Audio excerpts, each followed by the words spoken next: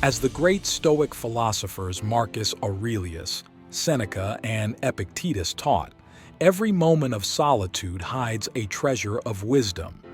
In our time, we often view solitude as something unpleasant, running away from it like a terrifying shadow.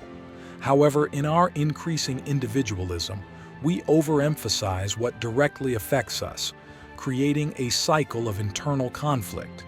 We find it difficult to empathize with others, yet at the same time we strive to be the center of their universe. The Stoics remind us that, although they say we move fast in solitude, we accomplish more in company. I agree with this reflection, but there is an important clarification. In order to build fruitful relationships, we must first learn to be in harmony with ourselves. The real journey begins with accepting solitude, exploring it when no one is watching us, and then joining with others to continue our journey. If you're wondering if it would be beneficial to go private for a while, my answer is affirmative, especially if you are not surrounded by people who inspire you. It's rare to find such people today. A period of solitude can be very enriching. We live in a hyper-connected age where feelings of loneliness are dissipated through social media and urban environments. Although we feel lonely, there is always a connection with others that prevents us from experiencing true loneliness. Unless we can understand it, we will continue to be held captive by others' approval of social expectations and the prevailing attitudes in our environment. Thus, according to the Stoics, we find in solitude not a curse but an opportunity for personal growth and reflection, a necessary step before we can genuinely share ourselves with the world. Of course, we cannot completely escape the influences coming from our biological programming, which has been critical to our survival for millennia. What we can do, however, is develop a critical mindset that allows us to evaluate the pros and cons of these influences and act in accordance with clearly defined goals. The goal is to minimize their influence in order to choose the best possible path. Nowadays, many people suffer from loneliness. This problem is particularly acute for the elderly, which significantly reduces the quality of life.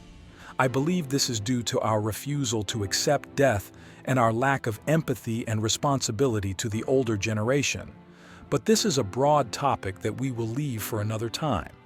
The fact is, many people who suffer from loneliness do so because they have not learned to be comfortable in their own company. They don't see loneliness as a gift. Instead, they see it as something negative. Instead of using this time for personal growth, they look for ways to escape reality and avoid suffering. Using alone time to quietly reflect on what is important to us, reading and acquiring new knowledge that expands our mental horizon, developing habits that bring us closer to a better version of ourselves, or working on a project with a purpose, are all critical to personal development and depend entirely on how we act when we are alone. In these moments, solitude becomes chosen solitude, voluntary moments alone with ourselves that we enjoy and use with a purpose in mind. This is the basis of personal development. If you learn to get along with yourself and be truly satisfied with what you do when you are alone, you will travel a path that few dare to explore. In addition, this inner labor will greatly improve your relationships with others, as they will be based on respect and mutual benefit rather than dependence. This applies to all kinds of relationships. If you do this work alone and grow as a person, you will become a better friend, partner, parent, boss, co-worker, and overall a better influence wherever you go. All because you are not emotionally dependent on others. You socialize with them because you enjoy their company, not because you're trying to compensate for your shortcomings. And I'm going to be very clear. I've met many people who are hard to tolerate because they can't empathize and don't realize their huge egos. By the way, put a like and subscribe to the channel if you like Stoicism. We have a lot of wisdom to share. In the search for self-esteem, people often become dependent on external recognition.